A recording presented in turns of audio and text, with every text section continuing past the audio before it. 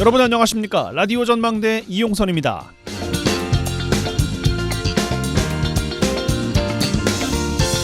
전남도와 순천시가 전남 국립의대 신설을 두고 갈등을 이어가고 있습니다.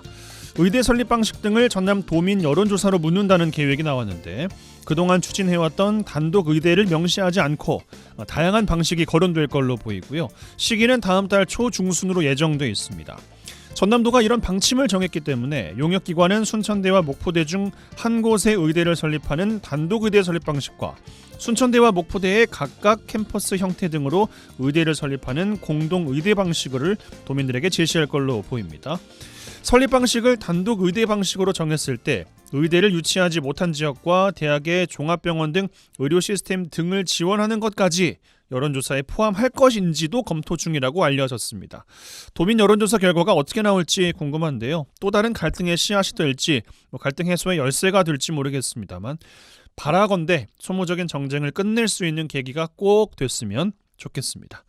오늘 라디오 전망대가 준비한 소식입니다. 지역 소식들 뉴스 브리핑 통해서 들어보고요. 매주 수요일 코너 라전 법정 칭찬해주세요 이어집니다.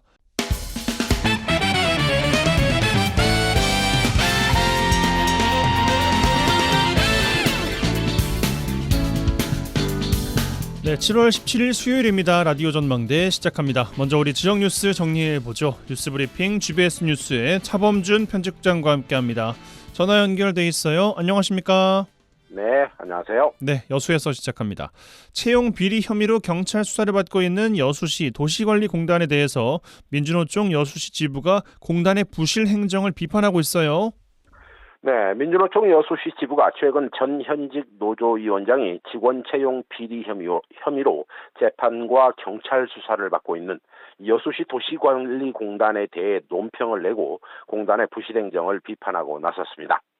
민주노총 여수시 지부는 여수시 도시관리공단 전 노조위원장이 환경미화원 채용을 대가로 수천만 원을 받은 혐의로 재판을 받고 있고 현 위원장 역시 허리 디스크가 있는 응시자와 엑스레이 검진 결과서를 건강한 사람의 결과서와 바꿔치기 한 혐의를 받고 있다고 주장했습니다. 민주노총 여수시 지부는 여수시 도시관리공단 노조위원장이 직원의 채용 여부를 결정할 수 있는 회사가 공기업인 공단이라는 것이 기이한 일이고 또 최근 여수시 자체 감사 결과 다수의 부실 행정 사례가 적발되는 등 공단의 자정 기능이 상실됐다고 주장했습니다.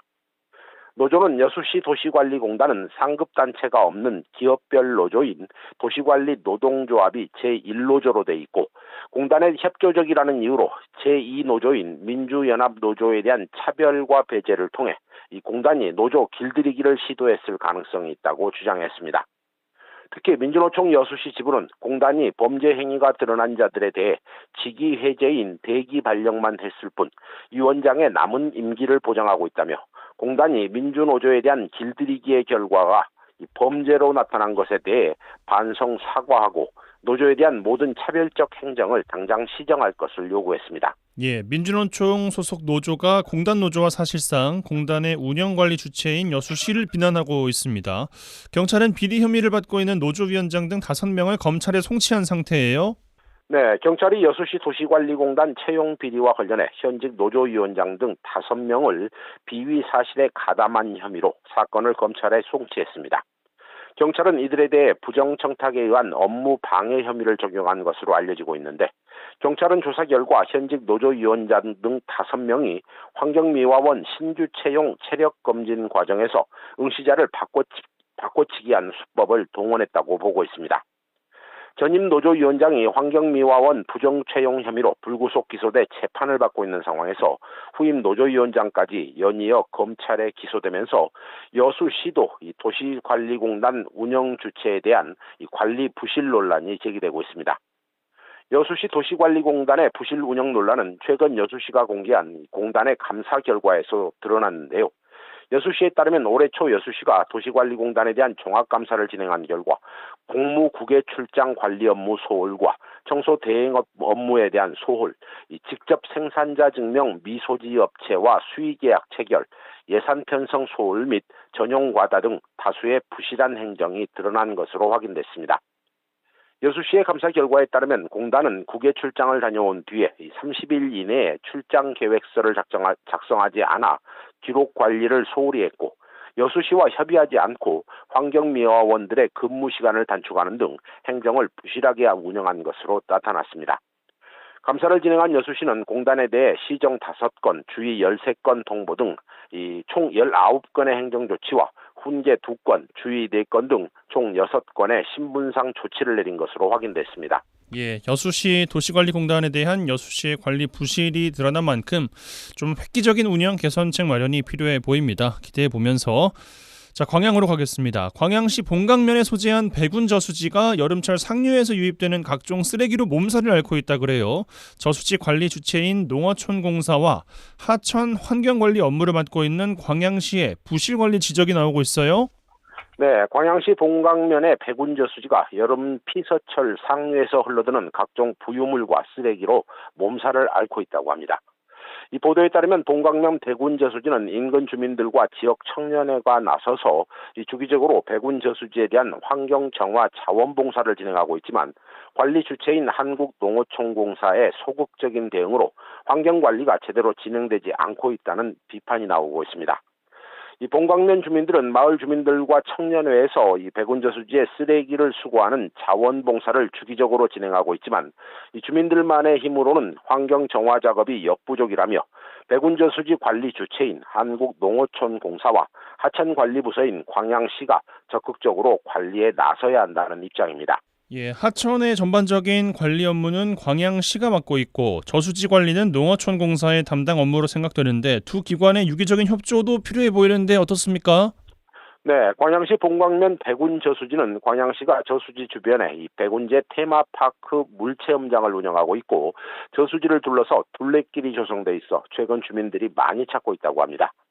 이 진행자님 말씀대로 이 백운 저수지 쓰레기 유입은 상류 하천에서 흘러 들어오기 때문에 하천 쓰레기 발생과 유입에 대한 관리 업무는 광양시가 맡고 있고, 또 저수지에 유입된 쓰레기나 이 부유물의 수거 책임은 한국농어촌공사에서 담당해야 됩니다. 그런데 문제는 두 기관이 저수지로 유입되는 쓰레기 발생에 대해 서로 적극적으로 나서지 않고 있다는 것이 문제인데요. 농어촌공사는 저수지에 있는 쓰레기는 상류에서 유입되기 때문에 광양시가 나서서 쓰레기 유입을 차단하는 노력이 필요하다는 입장입니다. 이 광양시는 이 백운제 저수지 쓰레기 문제는 이 관리 주체인 농어촌공사에서 담당하고 있다며 쓰레기 문제에 대해서 소극적인 대응을 하고 있다는 지적이 나오고 있습니다. 예. 알겠습니다. 자, 순천에서 마무리하겠습니다. 순천환경운동연합이 지역 자원순환센터에서 발생하는 고형 원료 제품 처리 비용이 다른 지자체에 비해서 상대적으로 높다면서 순천시에 해명을 요구하고 있어요. 네, 순천환경운동연합이 순천시가 운영하고 있는 조암자원화센터의 고형 연료 제품의 처리 비용이 다른 지자체에 비해 매우 높다며 순천시에 답변을 요청했습니다. 순천환경운동연합은 순천시가 지난 2014년 조암자원순환센터 건립 이후 2023년까지 센터에서 생산된 고형 연료 제품의 처리 비용이 매우 높은 이유와 이 처리 비용에 대한 계약 절차, 또 업체 선정 이유에 대해 순천시에 해명을 요구했습니다. 순천환경연은 순천시가 고형 연료 제품 처리 위탁 업체에 통당 6만 9천 원에서 7만 5천 원의 비용을 지불하고 있는데, 다른 지자체에서는 오히려 처리 위탁 업체로부터 톤당 10,000원에서 2만 1,000원을 받아 수익을 올리고 있다며 해당 사안에 대한 순천시의 해명을 촉구했습니다. 예, 정리해보면 쓰레기 처리 과정에서 부산물로 고형 연료가 발생하는데 돈을 받고 팔아야 할 연료를 돈을 주고 처리하고 있다. 뭐 이런 문제제기 아니겠습니까? 네, 순천시 자원순환센터의 고형 연료 처리 비용과 관련한 논란은 지난해 순천경실련이 순천시에 관련 자료를 요청한 데 이어 이번에 순천환경련이 자료를 요청한 상황입니다. 순천환경운동연합은 순천시가 이번 해명 요구에도 답을 주지 않을 경우 상급 기관에 감사를 청구하겠다는 입장입니다. 지역 환경단체의 해명 요구에 대해 순천시는 일부 언론을 통해 다른 지자체는 자원순환센터 위치가 도심과 가까워 운반비가 들지 않아 위탁업체로부터 처리 비용을 받으면서 수익을 올리고 있지만, 순천시의 경우 자원순환센터 위치가 도심에서 멀리 떨어져 있는 주안면에 소재하고 있어 운반비가 소요되고 또 처리 비용이 들어가는 등 지자체 간의 비용에 대한 처리 부분은 단순하게 비교하기에는 무리가 있다는 입장입니다. 또한 순천시는 고형 연료 제품 처리 업체 선정 과정에서도 이 거리 문제로 처리 단가가 맞지 않아 입찰에 업체들이 들어오지 않는 경우까지 생긴다며 처리 비용 발생이 불가피하다는 입장입니다. 예, 알겠습니다. 뉴스브리핑 GBS 뉴스의 차범준 편집장과 함께했어요. 고맙습니다. 네, 고맙습니다.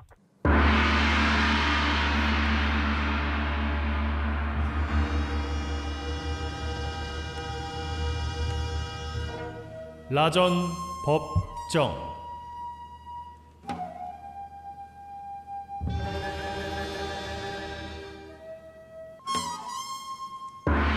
내 생각만 옳은 것은 아니다, 이런 주장도 있다. 이슈를 바라보는 눈을 키워드립니다. 라디오 전망대 라전 법정 시간입니다. 매주 수요일 시간이죠. 자, 오늘도 두 분과 함께합니다. 부부 변호사 송하진, 이결아 변호사, 두 분 어서 오십시오. 네, 안녕하세요. 반갑습니다. 네, 한 주 어떻게 보내셨습니까? 오늘은 그래도 좀 비가 안 오고 있는데요. 네, 어제 비 진짜 많이 왔죠. 예, 좀 물폭탄을 맞은 것처럼 지금 뭐 저희 제 정보원에 의하면 좀 서울 쪽도 지금 비가 많이 오고 있다고 합니다만은. 갑자기 정보. 뉴스 치면은 많이 나오긴 하는데 정보가. 아, 그렇습니까? 예. 정보원 있으신가 봐요. 그렇습니까?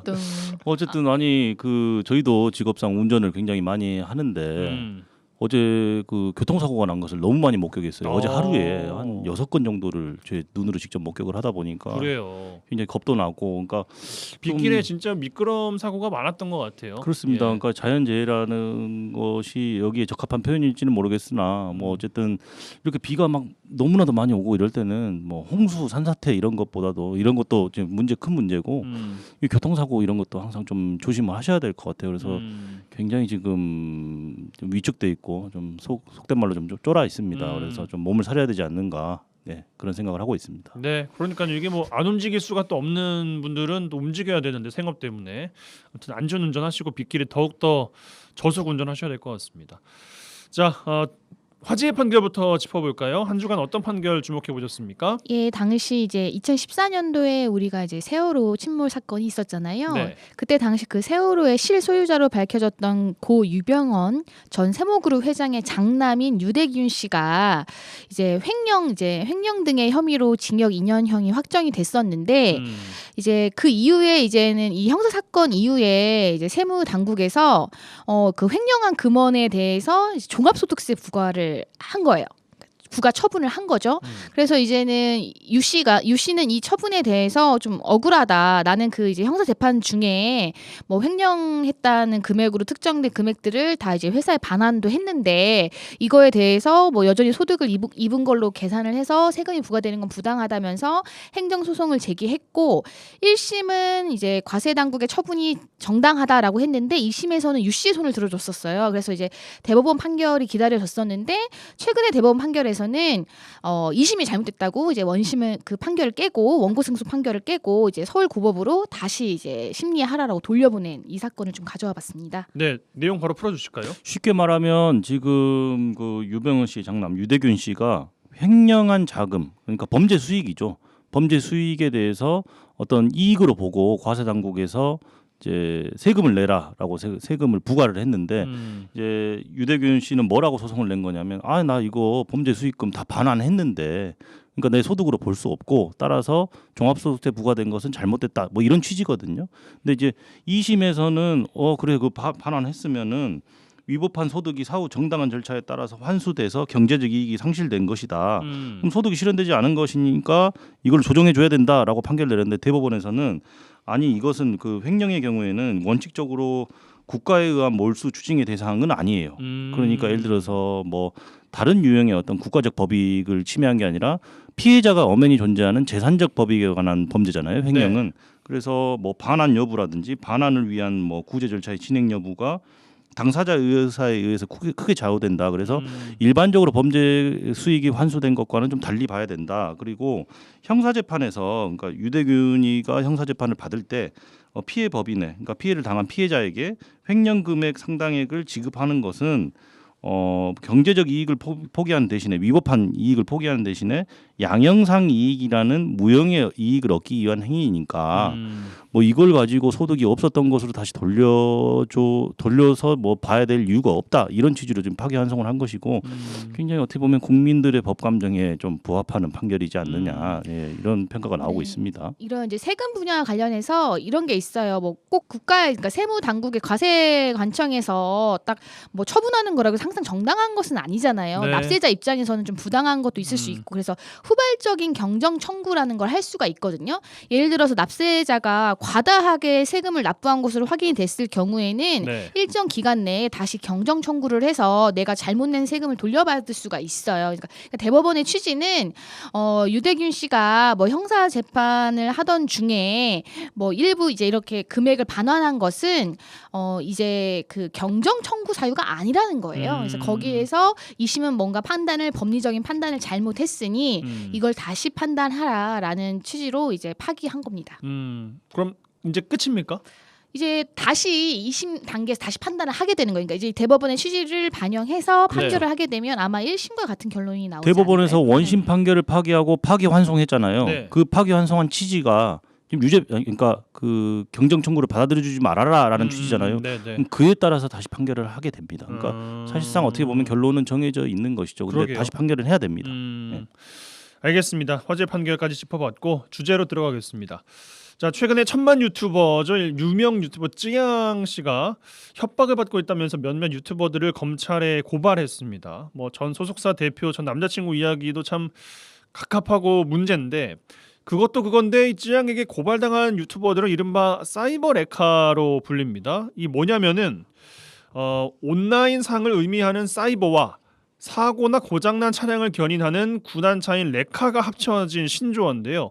레카처럼 유명인들의 이슈가 터지면 달려들어서 악의적으로 편집하거나 자극적인 소문 영상을 올려서 그걸로 또 조회수를 올리고 수익을 올리는 유튜버들을 말합니다.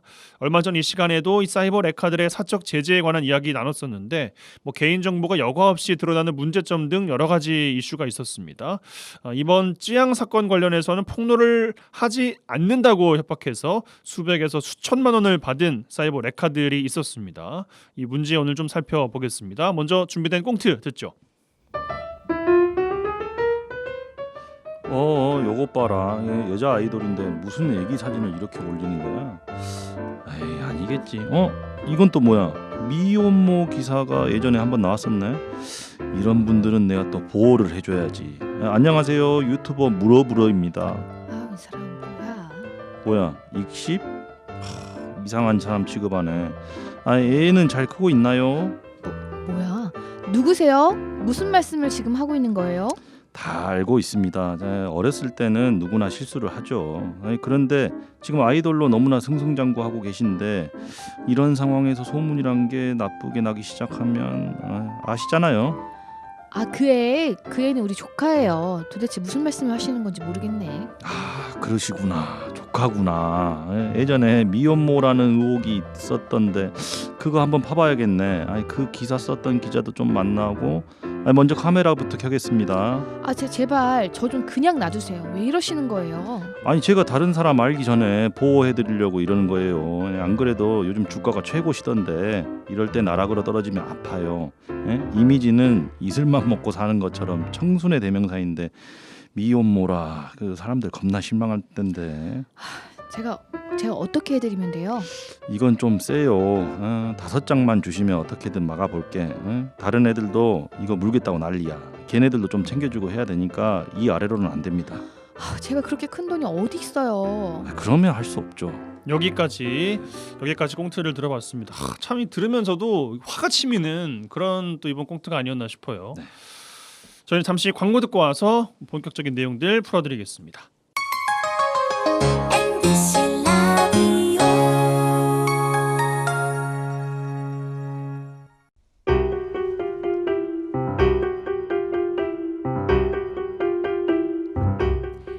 지역 뉴스 1시간 안에 정리해드립니다. 재미있고 편한 뉴스.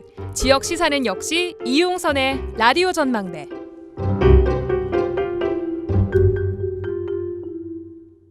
네, 여수 MBC 라디오 전망대 함께하고 계십니다. 매주 수요일 코너 라전법정 부부 변호사 송하진 이규라 변호사 두 분과 함께하고 있습니다. 사이버 레카 유튜버들의 이야기를 저희가 오늘 좀 꺼내봤는데 이 쯔양 씨의 그 영상을 보시면서 구독자가 더 늘고 있다 그래요. 그러면서 이제 좀 응원한다, 힘내라, 잘 버텼다, 잘 견뎠다라는 응원의 메시지도 많이 있다고 하는데 뭐 응원은 응원이고 이 잘못한 사람들 어떻게 좀 처벌받나 이거에 관심 많이 좀 쏠려 계신 것 같거든요. 네. 먼저 사이버 레카에 대해서 좀 짚어볼까요? 아까 이제 오프닝 잠깐 언급해 주셨는데 우리가 이제 교통사고가 나면 긴급히 이제 네카라는 견인차가 현장으로 출동하는데요. 네. 이런 것과 같이 일부 유튜버들이 뭐 어떤 이슈가 터졌을 때 앞뒤 안 가리고 무조건 영상부터 터트린다고 해서 이제 일명 사이버 네카라고 이제 불리게 됐어요. 그러니까 사고 현장에 어떻게 알고 왔는지 긴급 출동하는 네카처럼 최대한 빨리 움직인다라는 그런 의미가 있었는데 이게 좀 시간이 점점 지나면서 꼭 어떤 뭐 속보로 이렇게 경쟁을 하지 않더라도 이슈에 대해서 폭로하는 유튜버들을 이제 포괄적으로 사이버 네카라고 부르게 되었습니다. 근데 이게 사실 이게 좀 이제 부정적인 이미지가 강한 것은 뭐냐면 어떤 방금 이제 우리 꽁트 사안에서도 봤지만 어떠한 그 유명인의 어떤 어떤 뭐 사실이든 어떤 소문에 대해서 확인 절차 같은 게 거의 없어요. 일단 지르고 보는 거죠. 아님 말고 자극적인 제목과 뭐 이런 것들. 자극적인 편집으로 일단 하고 뭐 이런 식의 그러기 때문에 그런 게 가장 좀 요즘 너무 많이 문제가 되고 있죠. 네. 사이버 레카가 사회 문제가 되고 있습니다. 이번 유튜버 쯔양 사태와 관련해서 문제가 되고 있는 쟁점도 좀 짚어주실까요? 예, 우선은 뭐 쯔양 관련된 이야기를 먼저 해야 될 것 같아요. 유명 유튜버죠. 쯔양 씨가 과거 약 4년 동안 전 남자친구였던 A 씨로부터 폭행을 당하고 금전갈취 이런 착취를 당했고 또 A 씨가 쯔양 씨를 불법 촬영물을 빌미로 협박을 하고 강요를 했대요. 네. 그래서 유흥업소 접객으로 일해서 번 돈하고 방송 수익금으로 번 돈을 모두 A 씨한테 갈취를 당했다고 합니다. 그래서 이제 쯔양이 A 씨를 그러니까 전 남자친구 A 씨를 상습 폭행, 상습 협박, 공갈 및 강요, 성폭력 처벌법 위반 이런 혐의들을 고소를 했는데 수사 과정에서 지금 A 씨가 사망을 했어요. 이제 죽어버리니까 어쨌든 수사 결과는 공소권 없음으로 종결이 됐고요. 예. 이제 여기까지가 이제 쯔양 씨가 겪은 일인데, 근데 이제 가로세로 연구소에서 폭로를 했습니다. 쯔양이 무분별한 폭로를 일삼는 일명 사이버 레카 유튜버들에게 협박을 당해서 금전을 갈취당했다라고 폭로를 했어요. 그래서 참 폭로의 폭로 참 이게 그렇습니다. 예. 그래서, 이게 네. 뭐냐면 이제 쯔양 역시 이제 뭐냐면 이 A 씨가 자신에 대한 이야기를 이제 유튜버 등에게 뭐 알리겠다라고 협박했고 실제로 또 막 퍼뜨렸다고 해요. 네, 네. 일방적인 이야기들을. 그래서 이제 이로 인해서 이제 뭐 일부 유튜버들이 쯔양한테 협박을 했죠. 그래서 뭐 쯔양 본인도 좀 일부 인정을 한 부분이 한 2억 원이 넘는 돈을 그 뭐 이거를 이제 이제 방송하지 않는 폭로하지 않는 대가로 뜯겼다고 해요. 그러니까 사실상 가로세로 연구소가 폭로한 게 일부 인정한 거죠. 그렇죠. 일정 부분 사실인 걸로 드러난 상황인 거죠. 예. 이 중에 뭐 일부 유튜버들은 이제 출석을 해가지고 뭐 인터뷰하면서 뭐 본인들 이야기 그리고 그 후에도 뭐 SNS에다 올려가지고 뭐 죄송하다 뭐 사과드린다 뭐 이런 이야기를 했는데 이게 뭐 사과한다고 뭐 될 일인 건지 잘 모르겠습니다만 이미 재판이 진행되고 있는 경우도 있다면서요? 일단 쯔양 사건과 관련된 뭐 사이버 레카 유튜버들은 처음에는 뭐 다 아니다. 정말 아니다 했는데 뭐 녹취록도 공개되고 막 이러면서 뭐 받긴 받았다. 뭐 그런데 뭐 이제 뭐 돌려주겠다 뭐 이렇게 밝힌 유튜버도 있고 네. 자기는 한 300만 원 정도 받았는데 뭐 이제 어쨌든 뭐 반성한다 뭐 이렇게 밝힌 유튜버도 있는데 이 사건은 이제 쯔양 쪽에서도 정식으로 고소를 해서 아마 그건 이제 별도로 수사가 진행이 될 것 같고 네. 이 중에 이제 이미 뭐 이제 공론화된 구재혁이라고 유튜버 구재혁 씨 같은 경우에는 이 쯔양 사건도 이제 아마 수사 대상이고요. 그 사건 외에도 워낙 이런 이제 유명인이나 아니면은 이제 이런 폭로와 관련된 이제 그런 유튜브 콘텐츠를 많이 올리다 보니까 특히 이제 명예훼손 재판으로 여러 건이 지금 이제 실제로 뭐 선고기일만 앞둔 것도 있었고, 근데 이미 선고기일이 지정된 것들이 다른 건들이 또 병합이 되니까 다시 또 이제 재개가 되고 그런 건들이 있습니다. 예. 그러니까 결국에는 본인이 한 것은 본인에게 돌아오는 법이에요. 예.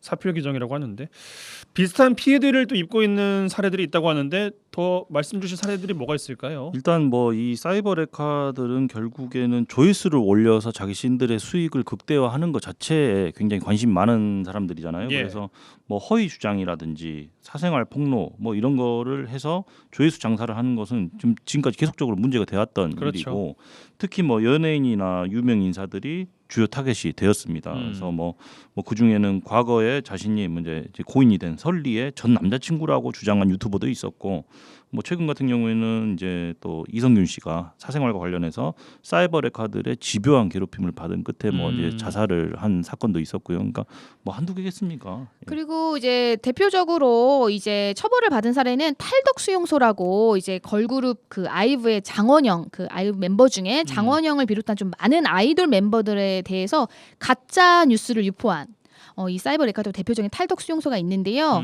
검찰이 조사한 바에 따르면 이 탈덕 수용소를 운영한 A 씨는 가짜 뉴스를 유포하면서 2년간 2억 5천만 원 상당의 수익을 챙겼다고 합니다. 그래서 아이브 소속사에서 이제 소속사가 A 씨를 고소를 했는데 미국 법원을 통해서 신상 공개 명령을 받아내는 등 그 A 씨를 잡는 과정 자체도 정말 쉽지 않았다고 해요. 그래서 이게 사실은 잡기가 쉽지가 않거든요. 예. 그래서 그런 부분 때문에 어쨌든 이거는 이제 처벌이 된 사례입니다.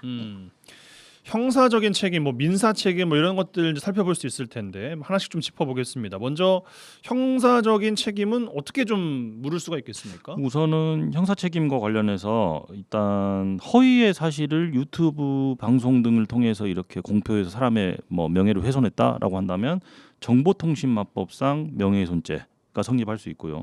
두 번째로는 뭐 내가 이거 터트리기 전에 나한테 돈을 내놔라, 안 그러면 터트리겠다, 뭐 이렇게 협박을 해서 돈을 뜯어내려고 하는 행위 자체는 공갈죄를 구성할 수 있고, 그게 아니라 그냥 단순히 돈하고 상관없이 협박만 했다라면 협박죄가 성립할 수 있겠죠. 그래서 크게 정통망법에 의한 명예훼손죄, 공갈죄, 협박죄 이런 정도가 좀 문제될 수 있겠습니다. 예.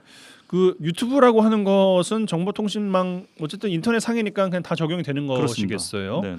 어떤 처벌이 이루어집니까? 요 세 가지 짚어주셨는데. 네, 정통망법상 명예훼손, 허위사실 적시에 의한 명예훼손죄 같은 경우에는 일단 7년 이하의 징역 또는 10년 이하의 자격정지, 5천만 원 이하의 벌금이고요.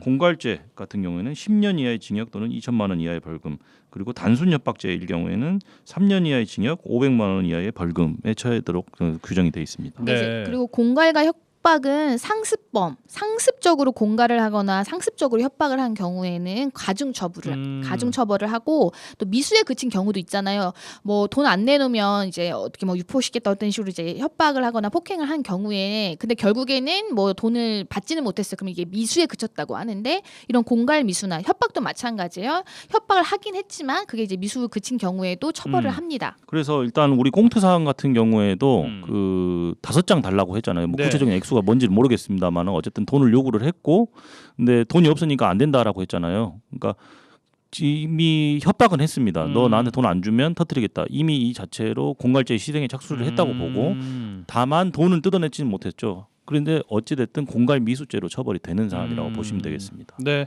그 허위사실 적시 명예훼손 관련해서는 자격정지라는 말씀 주셨는데 어떤 자격이 정지가 된다는 거예요? 주로 이제 자격정지형 같은 경우에는 그 공무원이라든지 특정한 어떤 지위나 자격을 가지고 있을 때 그 자격을 정지시키는 형인데, 일반적으로 자격정지형이 뭐 선고되는 경우보다는 대부분 징역형이나 벌금형 쪽으로 가는 경우가 실무상 훨씬 많겠죠. 예, 징역을 살게 되면 네. 이제 그 직을 유지하기가 힘들게 되는 그렇죠. 것도 마찬가지고요. 그렇겠네요. 네. 예. 그 상습적인 것이 만약에 이 사이버 레카 뭐 찌양 사태와 관련해 가지고 이게 처음이었든 아니었든 간에 더 보면 알 수 있을 것 같은데, 이게 관련이 없는 사건이어서 상습 여부는 파악하기가 좀 어려울까요?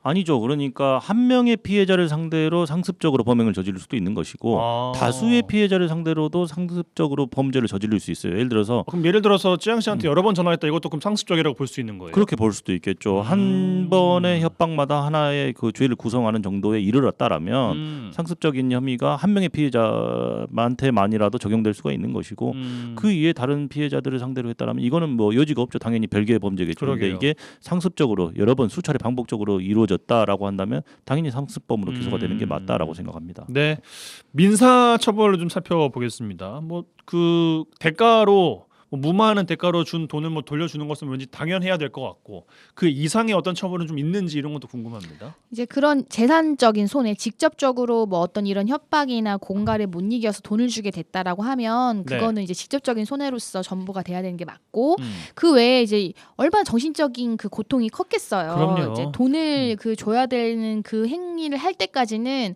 굉장한 그런 고통을 겪었기 때문에, 그런 이제 우리가 흔히 말하는 위자료 있잖아요. 정신적인 손해에 대한 위자료도 청구할 수 있습니다.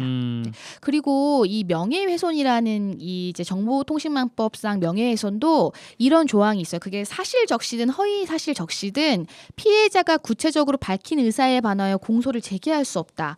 자, 이거 무슨 말이냐면, 피해자가 이제 이 사람을 명예훼손을 처벌해달라고 고소를 했다고 하더라도 뭐 수사 과정 중에 뭐 가해자가 진심으로 사과를 하고 용서를 막 구해서 그냥 용서하기로 했다. 그럼 이제 우리가 이제 일명 뭐 합의를 했다라고 하면 이 사람에 대해서 이제 처벌을 원하지 않는다라고 이제 피해자가 그렇게 명시적으로 의사를 밝히면 이러한 죄는 사람의 명예에 관련된 거잖아요. 근데 그 명예를 훼손당한 사람이 나는 그냥 이 사람을 용서했다라고 하면 그거를 뭐 국가가 형평권을 막 행사하지 않겠다라는 그런 취지가 있어서 처벌할 수가 없게 돼요. 그러니까 아무래도 이런 과정에서 피해자에게 또 2차 가해식으로 합의를 막 거의 강요하다시피 하는 그런 행위가 또 이어지고 있는 문제도 있는데, 뭐 이제 보통 만약에 이제 이 사건으로 가해자가 돼서 조사를 받으시는 사람 입장에서는 이 사람이 나중에 향후 민사 청구까지 할 거를 고려해서 네. 만약에 합의를 할 거면 다 같이 합의를 하겠죠. 민형사상에 합의를 해서 뭐 형사적으로도 처벌을 받지 않고 민사적으로 뭐 별도의 또 청구를 당하지 않는 방식으로 해서 결국에는 민사적으로도 뭐 정신적인 위자료나 이런 부분을 충분히 청구할 수 있다는 거죠. 네. 많은 분들이 이제 또 이목에 쏠려 있기 때문에 그 결과를 좀 지켜보시는 분들도 많을 것 같습니다. 그와 별개로 유튜브에서 그 본사에서 이번에 논란이 된 유튜버들에 대해서 수익화를 금지시켰더라고요. 제도나 정책이 좀 미비한 가운데 어떤 보완책들이 마련돼야 될지에도 관심 갖는 분들 많이 계실 것 같은데 어떤 말씀 좀 주고 싶으십니까? 우선은 유튜브 측에서 뭔가 이렇게 조치를 취했다라는 건 굉장히 좀 저는 긍정적으로 바라보고 그러니까요. 있거든요. 그동안에는 조금 이런 사회적인 현상들 문제가 생겨도 유튜브에서 이걸 방치하고 있는 것 아니냐 이런 비판이 굉장히 강하게 제기됐었는데 이번에는 비교적 좀 발빠르게 이렇게 유튜브에서 대응을 한 것 같아요. 그래서 뭐 구제역이라든지 카라큘라, 뭐 전국진 이런 일명 사이버 레카 유튜버들의 수익화를 지금 중지시켰다라고 합니다. 그리고 네. 이들이 뭐 추후에 다른 계정을 개설하더라도 우회 계정으로 판단을 해서 더 이상의 수익 활동을 하지 않게끔 뭐 조치를 하겠다라고 지금 밝혔거든요. 그래서 유튜브 자체에서 이런 어떤 조치들이 취해지고 있는 것은 굉장히 뭐 좋은 것이고 잘된 일인데, 아까 말씀하신 것처럼 지금 제도적으로 좀 미비한 점들이 좀 많지 않느냐. 지금 대표적인 게 보면은 유튜브는 아직 그 언론이라고 좀 평가를 하진 않아요. 그래서 뭐 언론 중재위에 뭐 제소할 수 있는 어떤 그런 대상도 아니고 그런 점들이 지금 좀 허점으로 자리 잡고 있는 거죠. 근데 요즘 사회적으로 보면 어떻게 보면은 공중파 방송만큼이나 사회적으로 영향력이 있는 것이 유튜브 방송이잖아요. 더 많이 보죠. 그렇죠. 예. 앞으로 더 그 유튜브의 영향력은 막강해져 갈 것인데 이런 부분에 대해서 어떤 지금 규정이 없으니까 그냥 그대로 놔둔다. 이거는 뭐 국회에서 좀 이렇게 방치할 문제는 아닌 것 같고요. 네. 제도권 안으로 어떻게든 편입시켜서 이걸 제재할 수 있는 수단들을 빨리빨리 만들어야겠죠. 근데 이제 항상 고민을 하는 건 그건 것 같아요. 표현의 자유예요. 사실 이제 뭐 당하는 사람 입장에서는 표현의 자유라는 게 이러한 사람들한테 인정되는 것이 맞느냐, 아무리 뭐 자유민주주의 국가라고 하더라도 왜 나를 활용해서 자유를 본인이 누리려고 하는 그쵸, 건지. 맞아요. 그런데 일단 어쨌든 현행법상 유튜브는 아직 현재 방송으로 분류되지는 않아서 언론중재법의 적용 대상도 아닙니다. 그래서 네. 유튜브 자체 내에서 뭐 신고 또는 모니터링을 통해서 이게 이제 해로운 콘텐츠로 규정이 된다, 이제 그 볼 수 있다라고 하면 그 콘텐츠를 삭제할 수는 있는데 일단은 이런 거를 사실 그 수많은 콘텐츠를 사실 모니터링 한다는 것은 거의 쉽지 않을 사실상 거예요. 인력이나 시간에서 못 따라가는 거예요. 그리고 뭐 이제 물론 이제 신고가 들어가면은 이제 좀 더 빨리 추진은 되겠지만, 그리고 지금 정보통신망법에도 방송통신심의위원회에서 유해 콘텐츠의 시정 권고를 하고 또 그걸 불이행하면 방송통신위원회에서 이행명령을 내릴 수도 있는데 네. 피해자 입장에서 이미 영상이 올라가고 퍼질 대로 퍼진 상태인데 너무 늦게 이루어지는 그렇죠. 사후 조치에 불과하다라는 식이 이제 인식이 팽배한데요. 참 결국에는 이렇게 되는 거예요. 이런 그 아주 자극적이고 남의 사생활 사실은 나에게 거의 유익한 게 전혀 없는 그런 가십거리를 소비하지 말라는 거죠. 이제 이런 거를 자극적인 제목을 클릭하는 이 사람들 때문에, 그러니까 이 사람들 때문이라고 하지, 이런 거 올린 사람들이 있는데 그걸 소비하는 보니까는 또 이렇게 그쵸. 올린다라는 소비자들이 거잖아요. 있기 때문에 이 양산은 아무리 뭐 규제를 만들어도 이제 그런 한계가 있으니까 이제 그런 부분들을 같이 자정작용을 해야 된다라는 이제 그런 말도 나오는 것 같아요. 예, 그러니까 현명한 소비자가 좀 되자라는 네, 이제 맞아요. 말씀이신 것 그렇습니다. 같습니다. 네. 예, 알겠습니다. 사이버레카가 진짜 저는 좀 별로 없었으면 좋겠는데 뭐 결국에는 폭로에 본인들도 당하면서 또 이렇게 새로운 또 국면이 또 맞이된 본인들은 이 사이버레카와 폭로 유튜버들을 또 어떻게 판단할지도 참 궁금한 노릇이고요. 예. 알겠습니다. 이 정도로 이번 주 라전 법정 마무리하겠습니다. 부부 변호사 송하진 이결아 변호사 두 분과 함께했어요. 두 분 고맙습니다. 네, 감사합니다. 잘했군 잘했어 잘했군 잘했군 잘했어 그러게 내 영감이라지 잘했군 잘했어 잘했군 잘했군 잘했어 그러게 내 마누라지.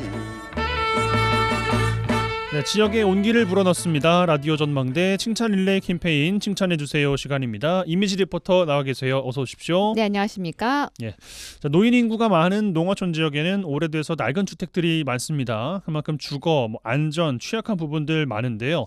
이런 노후 주택들의 시설 보수 봉사가 이루어지고 있는 현장 다녀오셨다고요? 네, 지난 12일 한여름 햇볕이 내리쬐던 오전 여수 화양면에서는요. 화양면 지역사회 보전 협의체의 노후주택 시설 보수 봉사가 있었습니다. 예. 이날은 오전 오후 7개 주택의 시설 보수 봉사가 있었는데요. 이 봉사자들은 낡은 구멍이 난 방충망을 교체하고 전기 스위치, 전등을 교체한 작업을 했습니다.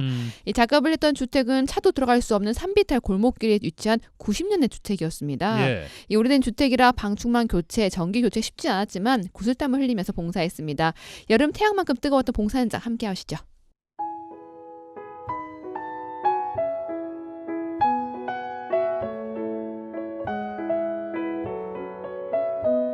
차단기 한번 올려놓고 확인 좀 해봐요. 차단기는 저쪽이 저쪽. 여기도 여기 올리고. 이제 봐봐. 굿. 저도 이제 여기 시골이다 보니까 이쪽에 이제 봉사활동 한다 그래서 제가 여기 와갖고 내가 이제 도움을 준 거지. 아, 전기든 기계든 다 했지. 아니 정비를 내가 기계 정비를 하고 있거든. 하시면서 어렵지 않으셨어요? 전기도 그렇고 되게 오래된 전기들이 많았는데. 근데 어려울 수밖에 없는 게 이제 시골 집이다 보니까 처지는 감이 많지. 이게 집들이 왜 그러냐 그러면 옛날에 흙으로 쌓고 하다 보니까 노화가 되다 보니까 치마가 되는 거지. 치마가 돼가지고 그것 때문에 좀 어려움이 많지. 봉사를 하면은 마음이 뿌듯하지. 이게 우리 부모님을 생각한다는 마음으로 와갖고 이제 봉사를 하는 거지. 어디 가서 이렇게 할 수 있다는 거 즐거우세요? 아유, 즐겁지. 땀을 흘린 만큼 보람을 느끼니까. 이게 이 봉사를 함으로 인해 가지고 내가 뿌듯한 마음을 느끼면 그게 최고 좋은 거지. 이 집이 오래된 집이죠. 내 집이 한 90년대 가지. 나 2살 물 때 왔으니까 나 90이게 그건 90년 안 돼가는가. 이렇게 불 켜지니까 어떠세요? 좋지. 이 얼마나 고마운 일이가. 이렇게 좋네. 나 이제 90이 됐는데 뭐 죽을 건데 이거 왜 얼마나 좋은 거든가 이거. 나무가 심해져. 그 진해 같은 것도 많이 들어오고. 저 방충망 하면 좋을 것 같으세요? 얼마나 좋은가. 참 기분 좋네. 저분들도 고생했고 멀리 줄 것도 없고. 여기다 내 웃었어. 네, 여기도 하셨어요. 참 기분 좋다. 저는 반 전문가예요. 지금 작년 3년 전부터 같이 됐어요. 이거 하시면서 가장 어려운 게 뭐세요? 빼는 거죠. 아까 이제 너무 오래 노후가 돼 놓으니까 이게 여기에 딱 붙어 있어가지고 잘 안 빠져요. 이게 송곳으로 막 끌어올리잖아요. 지금 이제 한 3년 됐으니까 조금 노하우가 있어요. 이건 잘 미는 게 중요한 거네요. 힘세 제가.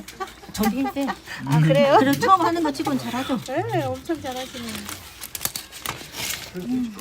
요 방충망하고 전기는 3년 됐고 이제 밑반찬이랑 빨간 밥찬 한 8년 전부터 했었고요. 이렇게 봉사를 하게 된 계기가 있으세요? 제가 우리 애기 고등학교 때 고등학교에서 봉사활동을 했어요. 그러니까 한 20년, 25년 됐죠. 하다가 이제 그 시의 아름다운 봉사단이라고 또 있어요. 거기 갔다가 저희 친정이 실은 감도거든요. 그래서 이제 이왕이면 우리 친정있는 쪽을 해주자. 그래갖고 한 8년 전에 여기로 왔어요. 계기는 그거예요. 오늘 너무 더운데 이렇게 하세요. 그렇게 여름에 우리가 항상 요 방충망하고 요 전기를 여름에 이렇게 할 수밖에 없어요. 그 전에는 뭐 밑반찬 뭐 다른 거 여러 가지 뭐 그런 거이 겹치기 때문에 많이 못 와요. 그러니까 이 시기밖에 안 되더라고요. 자꾸 잡다 보면. 아니 집이 되게 오래됐어요. 그러다 더 힘드신 것 같으세요. 그래요. 다 지금 하얀면들이 거진다 이래요 많이. 앞으로 계속 욕을 해야 될 것 같아요. 꾸준히. 이렇게 하고 나시면 어떠신 것 같으세요? 좋죠. 기분 좋죠. 그냥 뭐 누가 보상을 안 해줘도 기분 좋죠. 또 좋아라 하시고. 어르신들 이렇게 해드리는 거잖아요. 그죠. 주로 어르신들, 거동 못 하시는 분들, 또 이제 젊은 분도 또 이제 장애, 중증 장애인들 그런 분들도 하시고. 이렇게 집에 변화된 모습 뭐 크진 않지만 중요한 거잖아요. 불도 그렇고. 제일 중요한 거죠. 그리고 뭐 도배 같은 것도 하고 사시도 교체해주고. 혹시 지금 쭉 봉사하시면 가장 기억에 남는 봉사 있으세요? 엄마가 아예 다리가 불편해서 거동을 못 하시고 앉아서 이렇게 움직이시더라고요. 이제 거기를 우리 이제 보장협의체랑 여기 해가지고 모든 직기류들을 이제 우리가 다 움직여주면서 도배도 하고 등도 갈아주고. 너무 고마워서 엄마가 눈물을 흘리시더라고요. 그래서 우리 자식도 안 해주는데 정말 고맙다고요. 그 뒤로도 한 번 더 가봤어요. 이렇게 엄마 우리가 해주는 것도 좋지만은 이렇게 깔끔하게 하고 지내셔야 돼요. 이렇게 깔끔하더라고요. 그리고 또 서촌에도 또 어르신이 남자분이 한 분 계시는데 거기는 정말 면사무소에서 전부 다 가가지고 집이 이렇게 산더미처럼 막 이런 쓰레기고 뭐고 다 있는 거예요. 그래가지고 그거 싹 치우고 집 리모델링 다 해드렸어요. 그래갖고 한 6개월인가 후에 저희가 그 근처에 또 봉사활동이 있어서 가봤더니만은 한번 방문해봤어요. 차후에 그래도 한번 가보자.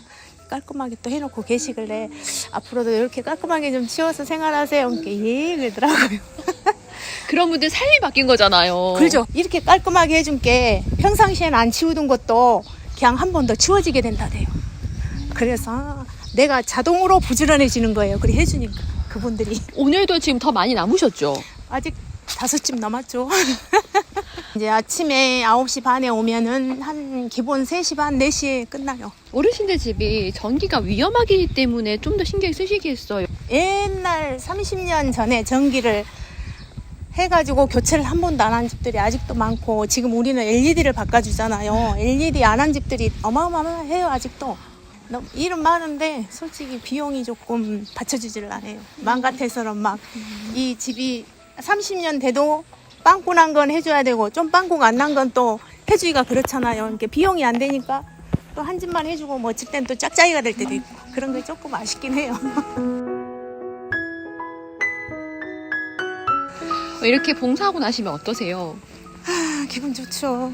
옛날에는 그걸 못 느꼈어요. 젊었을 때는 그냥 가가지고 오고 그냥 오고 막 그냥 따라서 다녔는데 지금은 이렇게 돈을 버는 것보다 그 돈만큼의 마음이 더 쌓인 것 같아요. 너무 좋아요.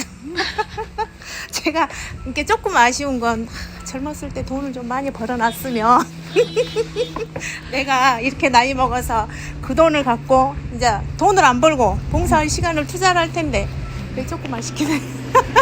그래도 행복하신 거죠, 이렇게 봉사를. 그렇죠.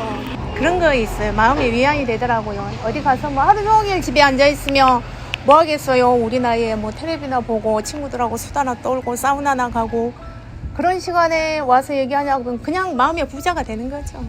내가 그냥 뿌듯한 거죠. 겉으로는 진짜 별 볼 일 없어도 마음은 부자가 된 거죠.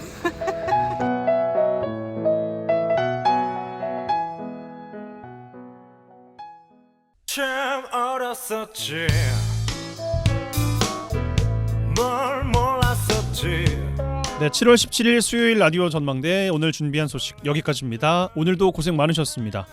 끝곡 흐르고 있습니다. 카니발 이적과 김동률 씨가 함께 한 곡이죠. 그땐 그랬지 들으시고 오늘 마무리 잘 하시고 내일 저녁 6시 5분에 다시 찾아뵙겠습니다.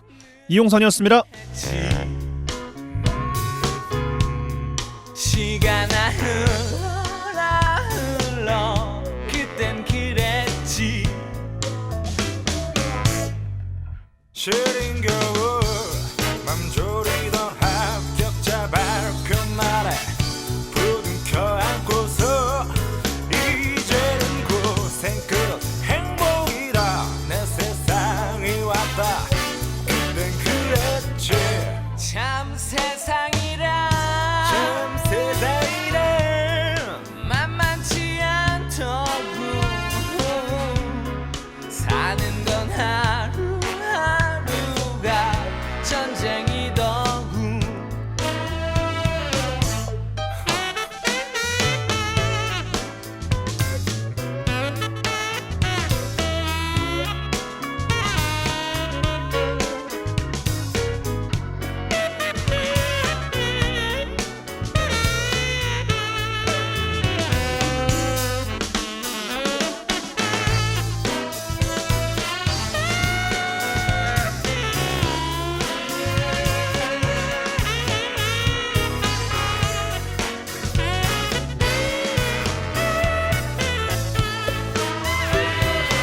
철없이 뜨거웠던 첫사랑에 쓰렸던 기억들도 이젠 안주거리.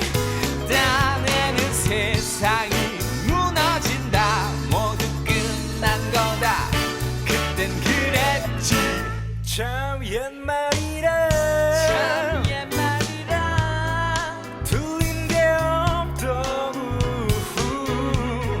시간이 지나가면 다 잊혀지더군.